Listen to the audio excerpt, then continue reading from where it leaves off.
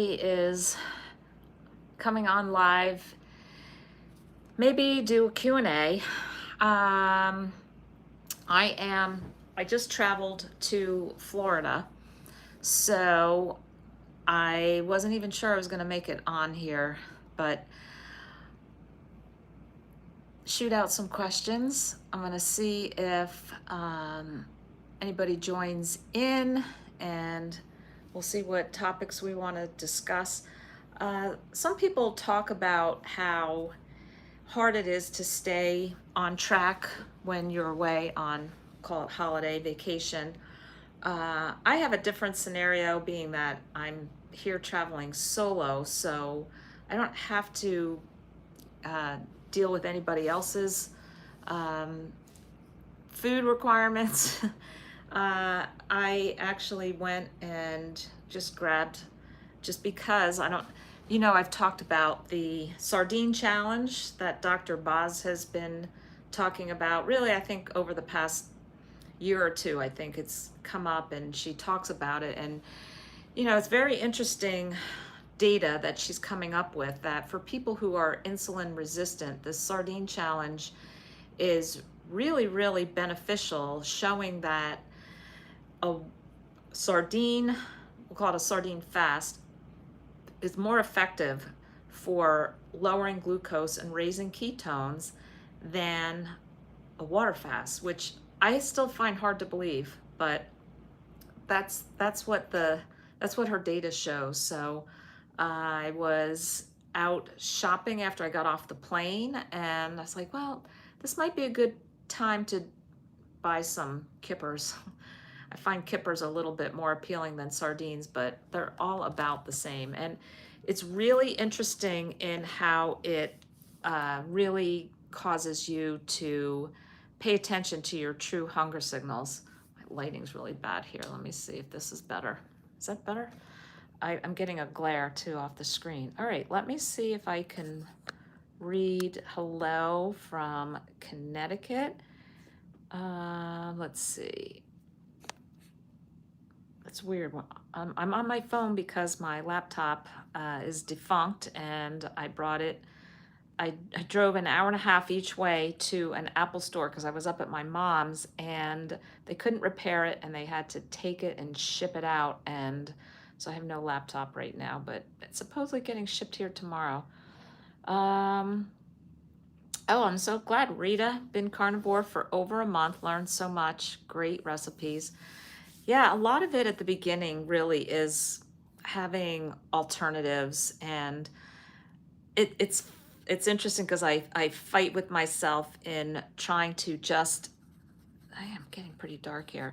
I fight with just saying, there's no recipes. We don't need recipes. You just find the meat that you love, and you grill it, you roast it, you air fry it, you cast iron pan it, and it's just delicious. Crock pot, it's so good. And I try to get people to get the mindset of don't be so stuck on having to have replacements for everything. I mean, I think the chaffles are awesome, and I think the, the egg white bread, or oopsie rolls, there's lots of cloud bread, there's lots of names for it.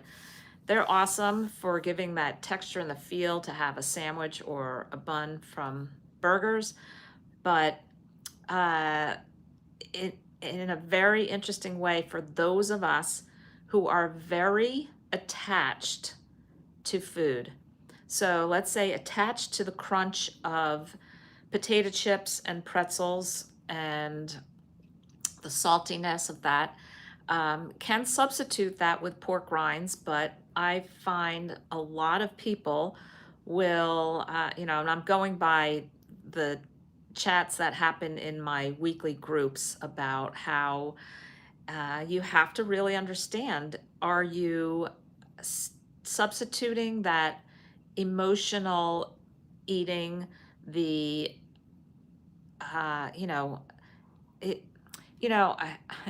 really what it comes down to is changing a relationship with food so that we're eating when we're truly hungry, not eating because we're bored or because we're in front of the TV or because we're procrastinating.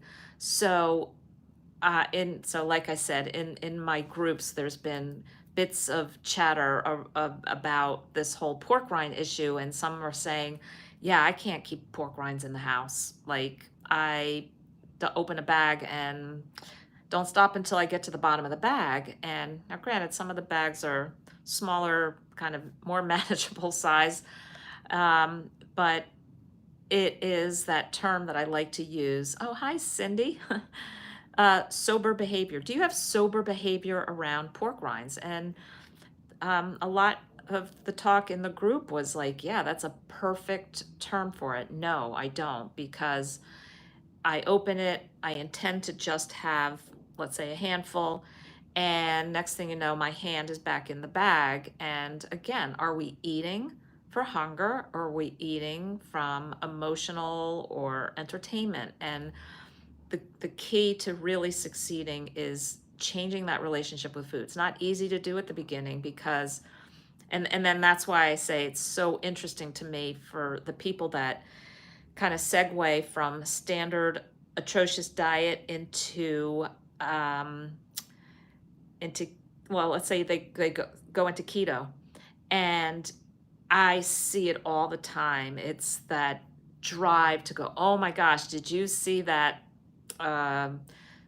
chocolate pudding recipe that's made with, eggs and erythritol and cocoa powder, and, sometimes it's almond flour, and it's the keto treats. And seriously think, what am I doing by doing that? What am I doing? I am substituting my drug of choice, which has always been carbs, sugar, really pretty much, processed foods, that toxic combination that they make of salt, fat, and sweet that makes it so addictive. And again, I say, you're changing your seat on the Titanic. Where are we going with the crunch, the sweet, the texture, and are we really now? I know we could say, okay, well, it's a heck of a lot better than eating donuts and ice cream, right? So it is a step in the right direction, and it is beneficial. But I'm pointing out, I guess, is just ultimately that is going, well, in my experience, from so many failed or stagnated, stalled people on carnivore, that end up really needing to give all of that up. And so, yes, we could say it's a stepwise progression. I guess I like to try to shortcut people and say, don't go into the monk fruit and the agave and the erythritol and the allulose. Don't do it, because especially, and I'm just doing it from my experience, it's not going to work, because that addiction to the taste of sweet, or the addiction to getting that crunch, is so strong and will be so repetitive that you don't experience that freedom, and you don't get to that point where you're listening to your body and hopefully ultimately being satiated with less food, because that's really what it comes down to with our body size and being overweight. We have to really consider the fact that, yes, it does have something to do with the macros, and we do want the glucose down and the ketones up, but you're not going to get that plowing in a lot of food. You're just not. I mean, or at least I never do. I'm pretty diligent now about tracking my glucose and ketones, because it's a huge learning experience. You can't monitor what you don't measure, and it has to come down to learning how your body reacts. And you know what? I think I did a number on my body for the 30 years of like serious overeating and binging, and it's not my and then now having gone through menopause, it's a whole different ball of wax. And it doesn't happen the same. We have to understand hormones complicate things, and uh, it really, you know, it comes down to that relationship with food. I just keep um, thinking over and over that that's ultimately what it is for me. Is it, because here I am with a position of I'm very open with this, and I talk about this in my groups all the time.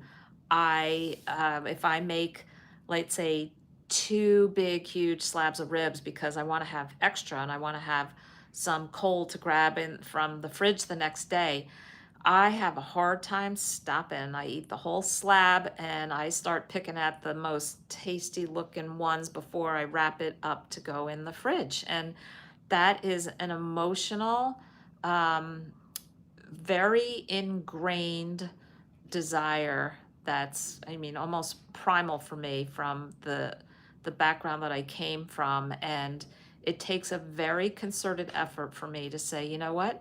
I need to figure out what amount of food is enough for my muscle mass to keep muscle and be able to hopefully keep building muscle. What is enough, and what amount of fat for energy, for satiation, is that perfect combo? And I'm working at figuring that out, and also working on the fact that there's still a lot of stress in life, and there's family issues, there's work issues, there's, you know, life happens, and there's no excuse for, you know, going back into our old binging ways, because we have to learn how to deal with stress, because we're always going to have it. And that's one of the things that is really important to understand, that, I have so many people say, well, we had to put my mom in a home, and my sister wasn't helping, and I had to go and deal with dad during this time, and all of the excuses. And it really has to come down to realizing these kind of things are going to happen throughout life for the rest of your life. So it has to be in how you deal with it, and it can't be with food, or you'll just go down that slippery slope and keep going on this roller coaster of food addiction. So I know I'm pretty strong in the words that I use. I guess it's pretty much me out here and Dr. Cywis, and I'm trying to think of who else. You guys can chime in of who else you listen to that might also, I want to say, harp on this aspect of it. But it's so integral in my journey, and so important, because it yeah, it was the absolute demon that needs to keep being fended off for how much it's thrown in our face, how much we're around it, how much even when we're alone by ourselves, dealing with it. Doesn't have to be some well-intentioned family member saying, oh, come on, you got to have vegetables, you got to have salad, you have to have whatever. Or most of the time it's they want you to indulge in their dessert with them. And it really, it's so important to understand it.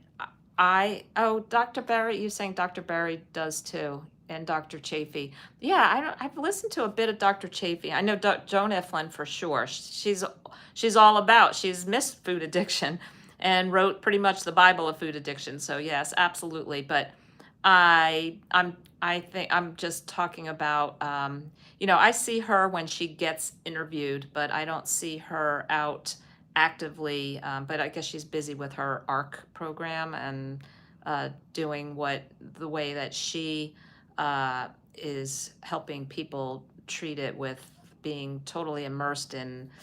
I'm not really exactly sure how her program runs, but it's a lot of meetings and a lot of interaction in groups. So, and Dr. Chafee, I look at people like him who, like, unless you yourself, let's say like a Dr. Tro or a Dr. Ovadia, who's had a, a issue with weight and getting it off and stopping the foods that were so addictive to you. Like Chafee just to me seemed like a rugby guy who had a professor who explained how plants aren't good for you, and he started doing it, and but not a true um, not a true addict. So I'm not sure. Um, yeah, I'm guessing that he brings it up from a lot of people who say, yeah, how do you stop eating this stuff? But it's, I think, a different level of addiction in different people. So, all right, I'm going to see if I can grab. Um,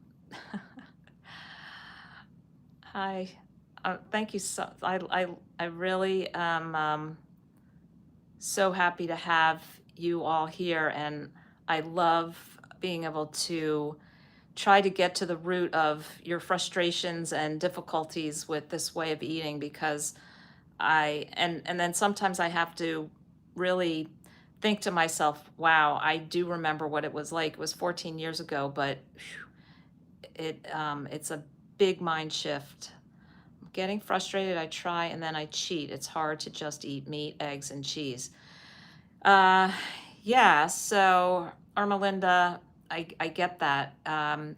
You have to understand and figure out what your exact why is.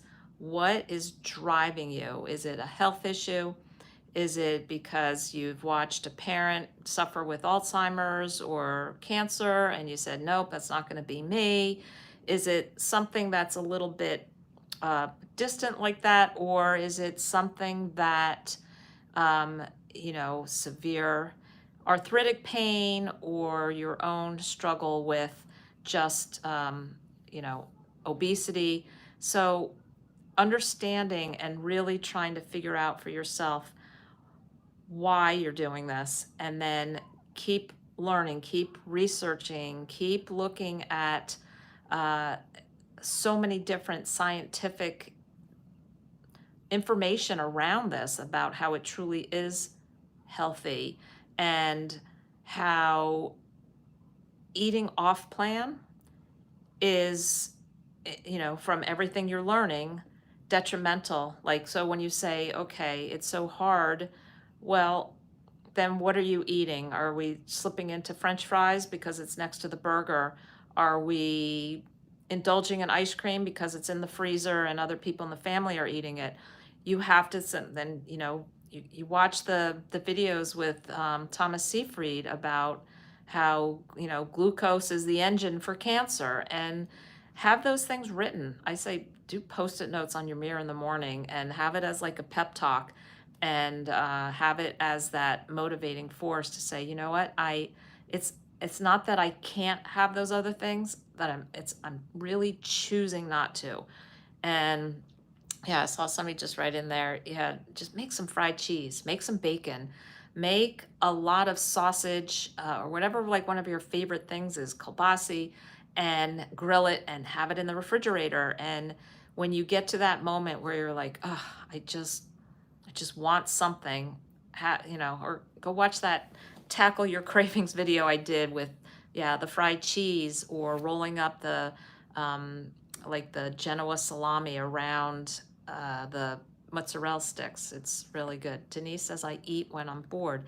Yeah, and therein lies a lot of our problem, is eating from boredom and then really heading toward those really addictive foods that's hard to stop. And then it's a compounded problem. So, oh, hi, Vera in Chicago. Oh, Albuquerque, New Mexico.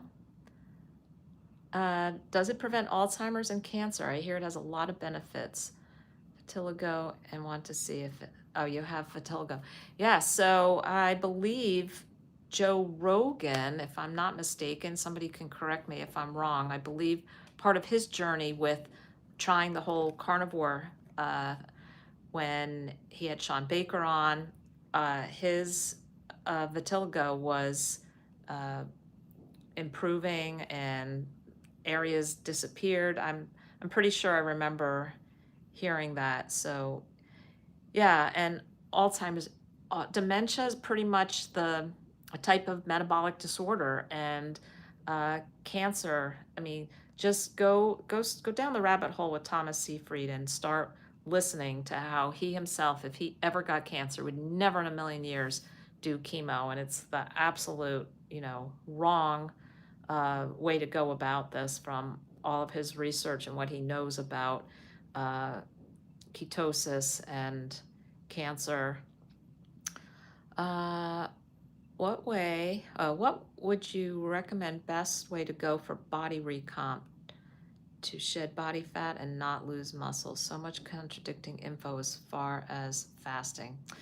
Yeah, well, so Vadim, it really has it's hard to answer that without knowing more really about you, but it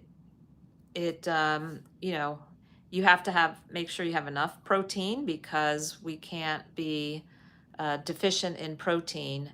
And I think the biggest issue with the fasting is don't stay consistent in, I don't think it's good to do alternate day fasting on a very long continued basis. I think our bodies need to be stressed and to maybe get some fasting in for getting your ketones up, but start figuring out with your glucose and your blood measurements, the ketones, what foods are going to get your ketones up. And if there is a certain amount of fasting, you might have to do intermittent fasting or just eat in a smaller eating window. And then what also is your lifting routine and your cardio routine. Have you ever heard of not being able to cry after menopause? I've been keto 1.5 years and have been basically carnivore for about the last 8 months. I had my last menstrual cycle, so like 5 years ago. I have heard of that. Not commonly, but I have heard of that. I'm not so sure what that's related to, though. I'm not so sure there's an exact medical condition for that is has that as its sole symptom. Weight and health. I know sugar feeds cancer. Yeah, so being metabolically healthy is the best way to fight off all disease. And metabolic diseases are, autoimmune. They're all intertwined. Our bodies want to be healthy and want to keep heading into a state of health, and we get in our own way by putting that junk in our mouth. So Nadja says, I made your brown butter treats before Easter and they saved you. That is awesome, and that is exactly, and so I have, I bought butter and I have it here in my hotel room fridge because sometimes when, it's really satiating. I really like to eat my butter frozen, and I only have a refrigerator here, so, but if I get a really good like French butter that's got the nice salt crystals in it, I can eat that really easily out of the refrigerator. Chafee says it's a slippery slope if you cheat. Says you will wind up in a cheap hotel room covered in donut dust and an empty box on your chest. Dr. Westman, all carnivore doctors with vegan names, Barry, Baker, and Saladino. All right, I'm going to try to go carnivore again. The only problem is that I can't sleep. Hopefully I sleep tonight, but if I don't, I will keep going. My question is, how long will that last? Yeah, good question, Gabrielle, because it really is going to just a lot depend on how long it takes your body. How long it's going to take your body to adapt to this. And trust me, it's not going to keep going. It's not going to last like ongoing, because guess what? Sleep's really important. Sleep is a healthy part of a human's cycle, circadian rhythm, and your body's not going to let you go sleep deprived. So hang in there, try different things. You might initially, do, there's all sorts of little combos of inositol and magnesium glycinate. There's little sleep formulas. So I will, put um, uh, a little write-up about it in the description here once I sign off and I can fill out the description. I'll do a little bit about some potentially helpful sleep supplements that you can try just to transition. And you know what you should do too, in my opinion, is monitor what is your glucose and ketones. Is it going along with having a change in that, and see where that's at. I've been outside a lot lately. My eyes feel sticky and sore. Is that just allergies? Could be. Gosh, why does this keep doing this? It could be. The best thing to do is try to dilute it by using some lubricant tears and see if that helps. I like butter balls. So what do you take, a little cookie baller and make little balls and then freeze them, Lady Casca? So much easier to fast or be less hungry when you're in ketosis, even as low as 1. You're right. It definitely is a benefit for staving off hunger. Anita, ketogenic woman, today talked about how people are always say keto carnivore diet is restrictive. She said when over 300 pounds, that was really restrictive. It was so thought-provoking about how people are always saying it's restrictive. She said when you're over 300 pounds, oh, yeah. So when you're over 300 pounds, that's a pretty restrictive lifestyle. I mean, basically difficult bending down to tie your own shoes, and those people, they buy slip-ons and Velcros, and that's restrictive. And I have the same reaction when anybody says, "Oh my God, don't you get bored eating meat? How can you keep eating the same thing? How can you keep doing that?" And I don't even think of that. Like, that does not even cross my mind. Like, oh God, another ribeye today. What the hell? Why? No, you know what I think? I think, man, I feel great and that tastes great. That's all I think about. I'm not on any medication. I think about how freeing it is. I say, I'm not bored. You know what's boring? Boring is standing in line at the pharmacy for medication. Boring is sitting in a waiting room at a doctor's office. That is boring. Being able to eat any type of meat, that ground beef, filet, ribs, I mean, you name it, veal chop, beef ribs are so good, brisket, tri-tip. I mean, how are we really saying that? To me, I'm just going to tell you my experience from listening to people say that. I find it is their quickest way to get their brain to convince them that they can't possibly do this, and head back to your ditch. And I think that if you're feeling good and you've got energy and you're, any sort of ache and pain is now going away, that's motivation just to say, you know what, this isn't boring, this is great. And for I really do think a lot of times, I know how strong this addiction is, and I know how hard it is to push back from so many people, co-workers, friends, family, that are, whatever, I don't even know what the term to say, picking at you, like nitpicking, and like, you're still doing that thing, you can't possibly think that's healthy. How do you think it's okay to not eat vegetables? Like, just that barrage of, I don't want to have to keep answering to people. I don't want to be on my toes. Leave me alone. Let me eat what I want to eat, and you eat what you want to eat. It's all good. We're all good. I don't really say that. I mean, I can get pretty feisty with people, but it's only because yeah, I'm at the position where, like, yeah, you do you, I'll do me. Yeah, I feel great, and I don't feel good when I eat those foods. And, you have to remember too, a lot of times by you changing and being so convinced for yourself that this is really healthy and all of that food that everybody else is putting in their mouth at the moment is not healthy, it's a reflection on them. And we got to admit, nobody really thinks pizza and well, no, I guess like people do think pizza and pasta are healthy, until you know better. But do you eat fish? Yes, I just had a can of kippers. I'll go over in my show you what I purchased. I actually, just because I went to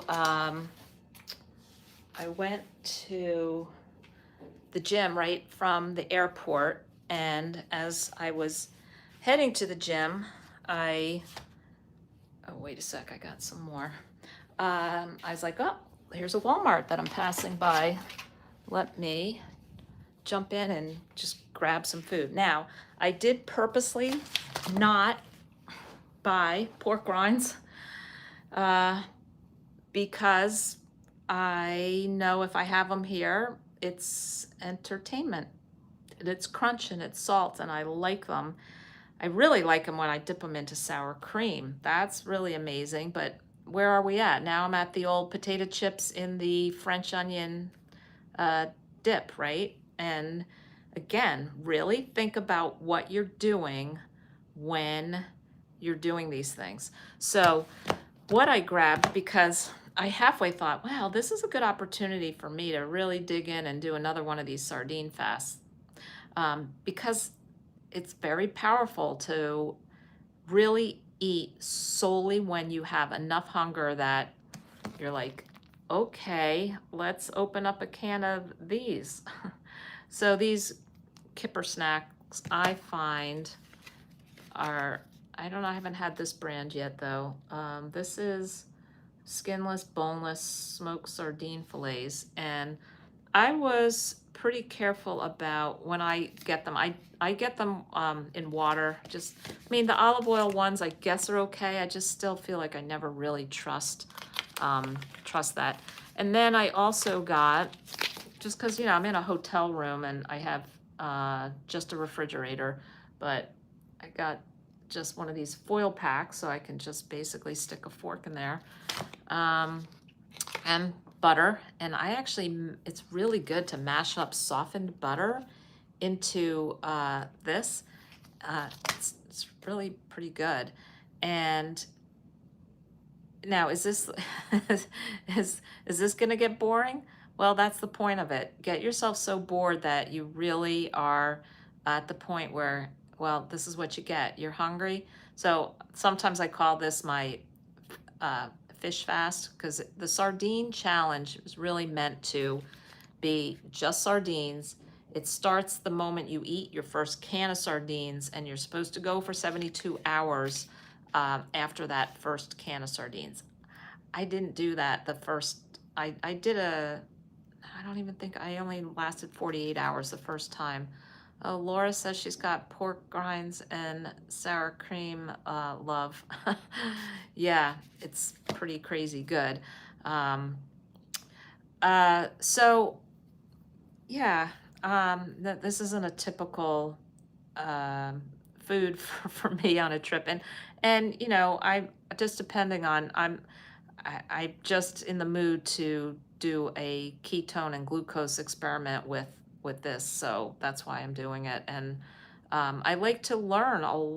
I really do like to get data to be able to pass along. And when I'm in my groups and we talk about it and we get other people trying it at the same time. And yes, Carrie, you can join one of my groups if you eat avocado. Absolutely. I even say I occasionally eat avocado, because if I'm at a restaurant and I order a tuna tartare or a salmon sashimi, and it comes with beautiful fresh avocado on it, yep, I eat it. I'm not dogmatic, like, God, it didn't come from an animal, it's not going in my mouth. Something like avocado or an olive on a nice charcuterie board. Yep. You know, the couple times that occurs over a long period of time, I'm not thinking, oh, that plant's going to kill me. No, I know that's what Dr. Kilt says. The plants are trying to kill you. I think Chafee says that too. Okay. So getting back to your question, Carrie, yeah, my groups are just meant for you to help find your ideal way of eating, and for us to, we just share all sorts of different, you know, all that conflicting information is really difficult to navigate. So that's a lot of our topics of conversation, is discussing each of those different types of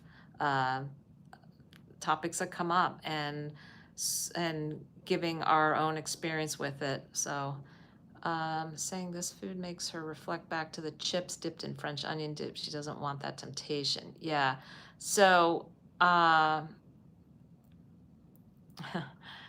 yeah. So we got another sour cream and pork rind lover there, Sarah. Yeah, it's, again, the question is, we are eating for a different reason than hunger at that point. We really are. You have to admit that. Let's see. Oh, Cindy says that's the only brand of sardines you eat. They're smoked.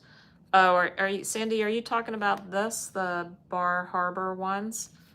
This can is big though, compared to this nice little, nice little petite can, because then I don't have to choke down at quite as many fishies that are in there.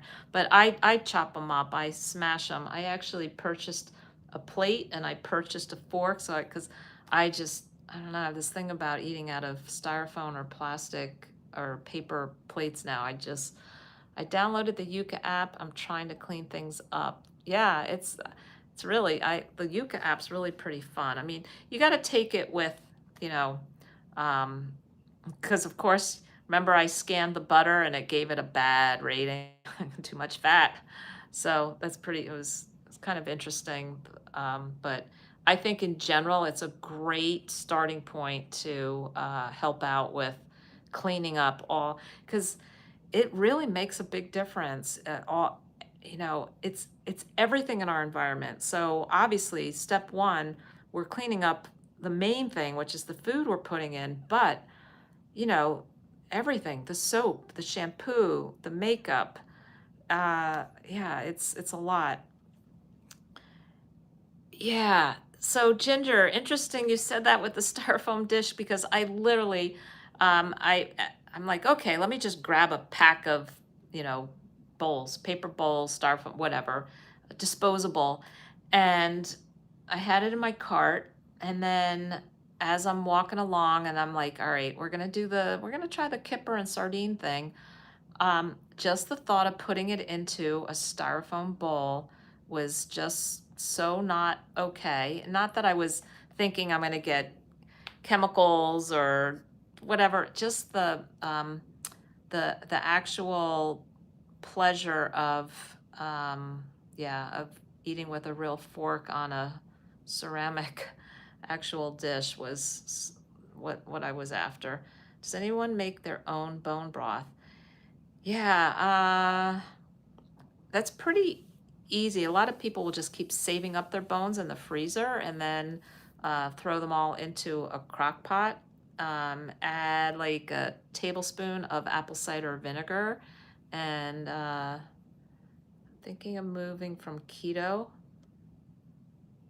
to carnivore due to constipation. Fiber did nothing for me. Any tips?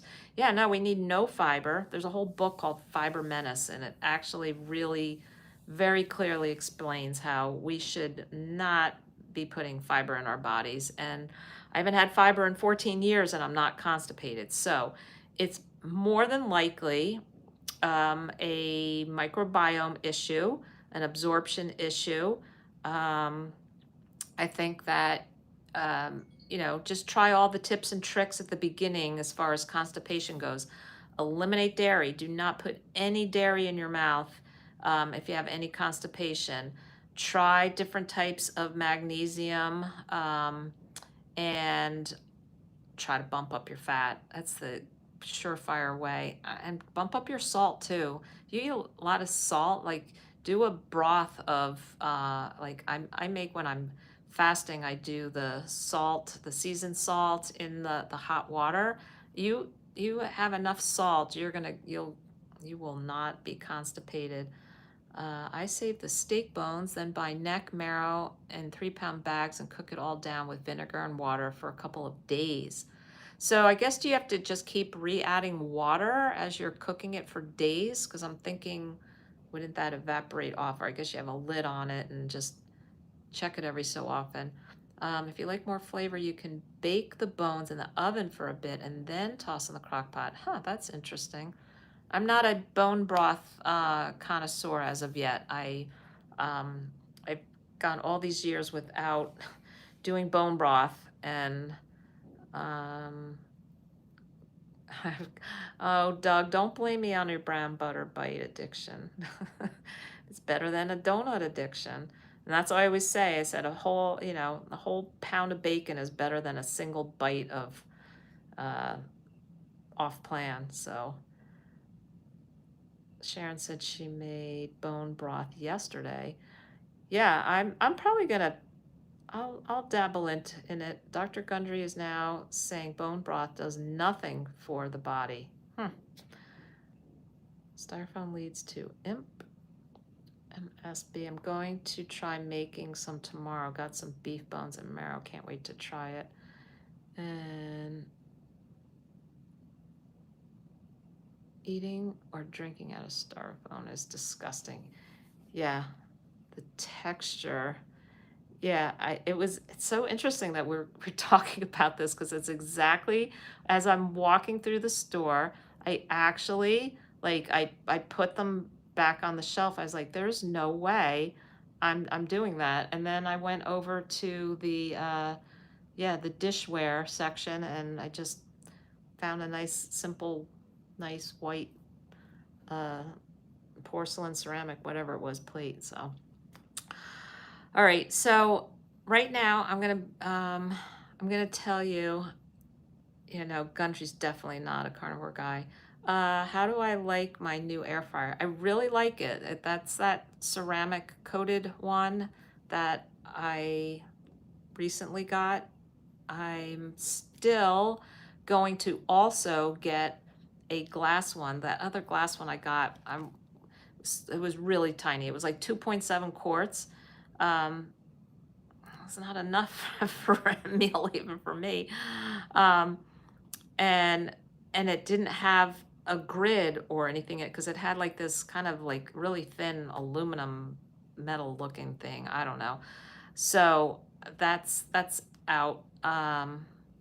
And so there's another glass one I ordered and never came, so they refunded my money, and so now I'm still going to get another one, just because I really want to try and do the glass one. I'll put the link to the ceramic one that I have that I'm using. Like I said, for some reason my head just jives good with glass, and I'm still on a mission to also find a glass one. Fire and kettle is great. Yeah, for purchased bone broth, I agree.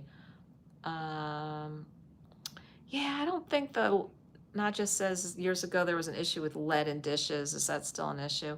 I mean, I guess ideally I would have just bought a little wooden or bamboo cutting board, and that's actually what I use as a plate a lot. Partly at home, because when I'm making a steak or a chop, serving it on a wood plate, on a wood little mini cutting board is, number one, really kind of cool.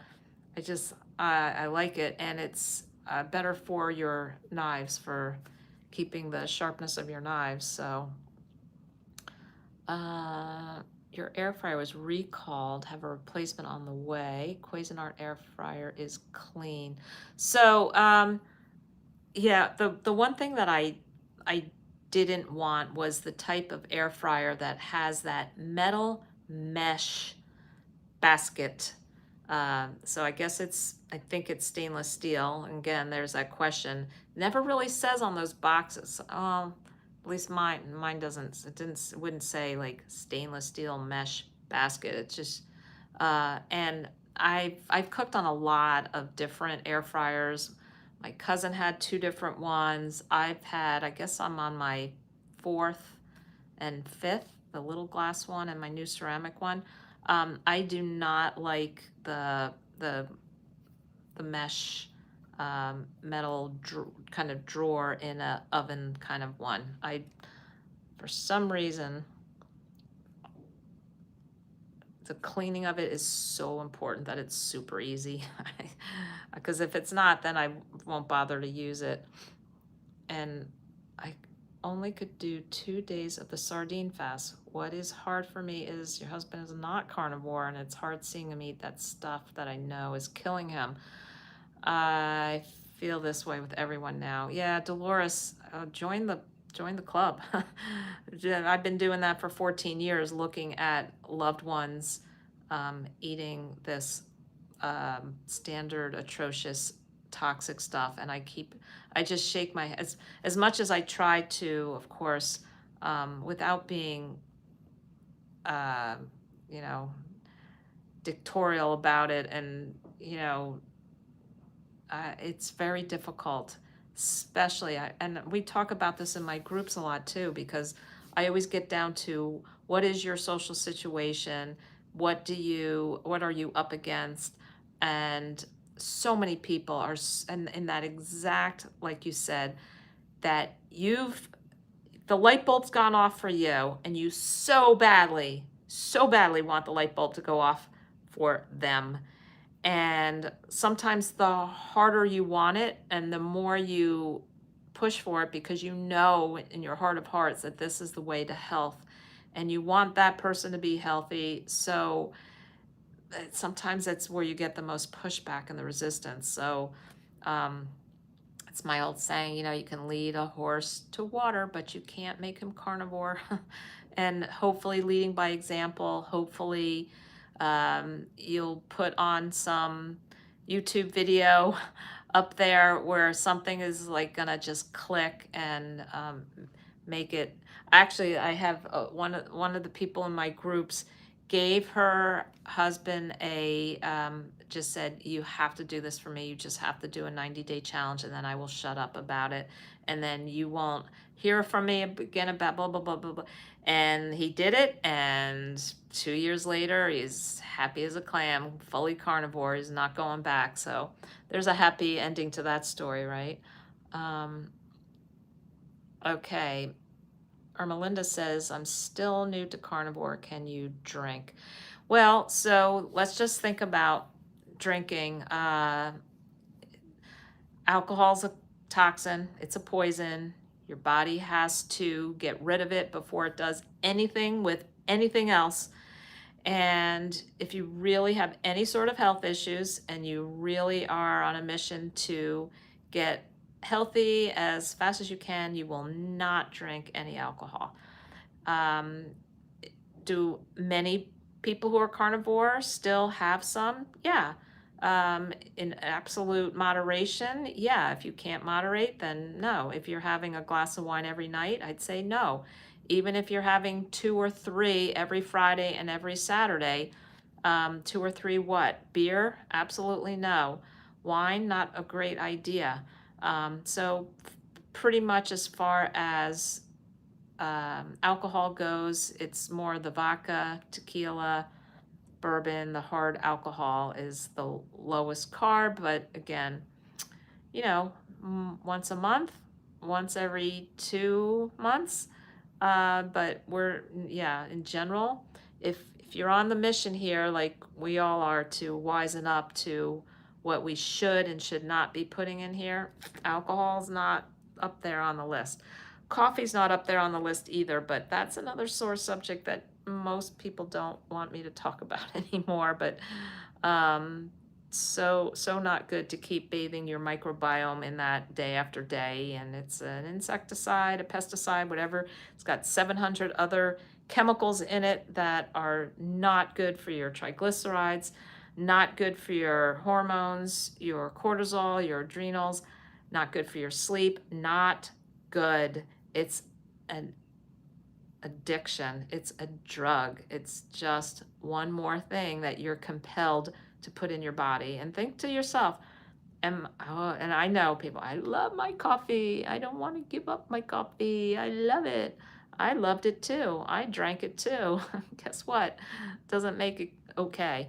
And it makes it so awesome when you get off it and you're free of it. You're free. You don't have to get up and make that. And you know what? You don't drink it, you end up getting a headache, right? How about drinking cacao a cup a day? Well, chocolate flavor element tea instead of coffee would be a good substitute you could try. Yeah, so as far as substitutes, I talked about that in that Kick the Cravings video where I showed that hot nog drink. I think between, sorry, Doug, I had to enlighten you about the coffee. I know there's I think it's 80% of the population's addicted to that drug. And yeah, totally not good. Tea's even worse. Plant leaves, boiling water over plant leaves, not good. And coffee is a seed. It's not a bean, it's a seed. And we all know about seeds. They contain the most toxic part of the plant because they don't want to be eaten. I'm losing approximately a pound a day and seems too quick. 15 pounds in a month.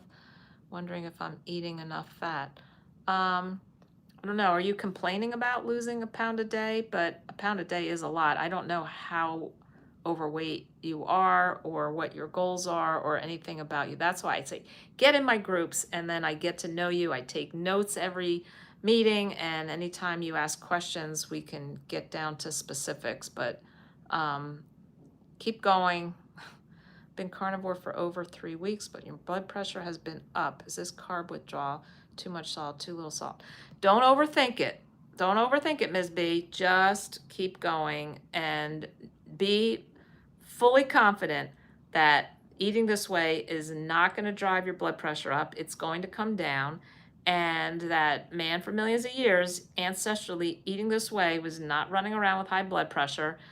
Your body wants to heal. Your body is driven to evolve and be healthy and stay healthy. How do I quit caffeine? Currently around 400 to 500 milligrams a day habit. All right, Andrew, this is what I'm going to tell you. All right, Julia gave up the diet soda, but not the coffee. Step by step, baby steps. It's okay. It's all right. You'll get there. Oh, who's in Monmouth County? Orthodox guy. Wow. I'm not in Monmouth County right now because I flew from Monmouth County down to Florida this morning. James, you joined my group by, I'm going to put the link here, and it is very simple. I've got my May groups up, even April. People are still joining in because I send the recordings from the first couple of meetings. All right, let me go back to that coffee question, Andrew. So personal experience with 2 close friends who both had very, very significant coffee habits for a very long time. Oh, Carrie, thanks. You gave up coffee thanks to me. I really feel so happy when I read that because I know what I know about coffee. But so these 2 people through the book, do the audio book, it's 90 minutes, and Alan Carr, Easy Way to Quit Caffeine. Both of these people listened to it, and my one friend, the next day, she sent me a picture of her coffee maker in the trash can and all her coffee, And that was 3 months ago. And to this day, she tells me how absolutely ecstatically happy she is that she is rid of it. And again, there's really good substitutes. I know we like the warmth, the ritual, the habit of it is really tough, but that hot nog drink is great. It's a couple tablespoons of butter, some boiling water, and whisk in. No, tea doesn't help prevent cancer. As a matter of fact, Lori, 𝗙𝗕𝗏𝗡𝗏 over in Hungary, who does the PKD and is all about healing stage 4 cancer, tea and coffee are an absolute no, as is dairy an absolute no for her protocol. Yeah, life does go on without coffee. It really does. But that nog, I call it a nog drink. You whisk in 2 raw egg yolks. I'm sorry, I'm jumping around. I'm gonna just say that I'm running on an hour of sleep for some reason. I had to get up really early for my flight, and I just didn't sleep good last night. So I'm a little punchy. So the Alan Carr Easy Way to Quit Caffeine. It started with his book, Easy Way to Quit Smoking, and it helped millions of people quit smoking. And he segued it into a method. And yeah, these 2 people, it just, that's it. They're done. And you can use the bone broth as a substitute, a hot beverage in the morning. Make yourself a really tasty one and look forward to it. I also ended up doing, well, I quit caffeine 10 years ago. I segued to decaf, which is really not good. I didn't know better, because of course there's the Swiss water method, and people say, but my decaf is fine. But no, there's still caffeine in decaffeinated, and you can go and look up all of the statistics of the amounts of caffeine in the decaffeinated. And again, it's a liquid that's not good for your microbiome. You know, you're taking a seed, you're burning it, you're grinding it, and you're pouring boiling water over it, and then you are drinking it day after day, typically multiple times a day. It is so not good for your microbiome, and is not good. And I know people are going to say, but Dr. Berry just put out a video about how beneficial coffee is. No. You know what? You know who puts out those videos are people who are addicted to coffee. So you can cherry pick lots of different little studies. And are they funded by the coffee bean industry? I won't even go there with all that, but I will put in the link after, once I click end on this, it